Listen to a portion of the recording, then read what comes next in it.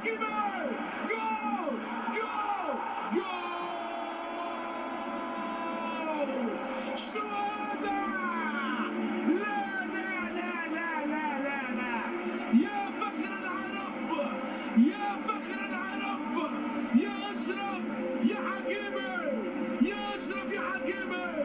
هدف خامس التمرير، يا سلام داخل منطقة الجزاء، يا سلام.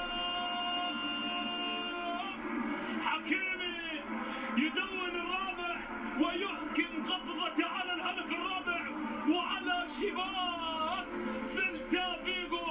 ملعوبة جول.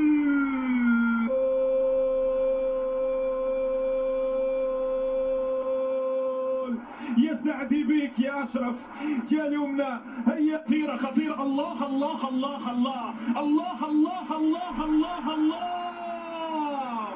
أشرف حكيمي أشرف على روعتها، حكم بإحكامه في هذه المباراة الكبيرة. الله أشرف حكيمي، ماذا تريد أن تحدث؟ ماذا تريد أن تحدث في هذه المباراة؟ أحدث الجنون بأم عينه، أتى بالجنون بأم عينه. الله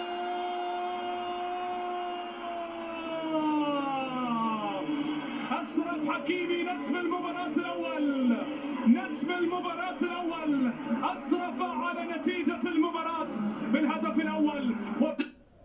Est-ce que c'est un contre son camp? En tout cas, c'est une super opération en cours pour Dortmund.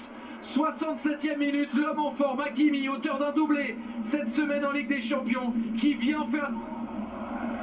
Hakimi pour un centre fort. Ah oui, non, c'est cette saison.